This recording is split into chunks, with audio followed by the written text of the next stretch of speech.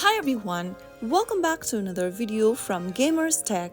In this video, we will be learning how to disconnect Monopoly Go from Facebook. To disconnect Monopoly Go from Facebook is super easy. Launch open the Monopoly Go application and then sign into your account. After you're inside the home page of Monopoly Go, tap on the menu button at the top right corner. In the expanded pop-up menu, click on Settings. Click on Manage Account in the pop-up, and then you will come across this Account Management section. To disconnect from your Facebook account, simply tap the Disconnect where you can see the Facebook logo in blue. When it asks you if you are sure you would like to disconnect from Facebook, tap on Disconnect. This will unlink your Monopoly Go account from Facebook, giving you more control over your gaming experience. So that's how you easily disconnect Monopoly Go from Facebook.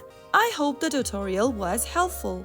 If it was, make sure to give it a thumbs up and subscribe to Gamers Tech for more Monopoly Go tips and tricks.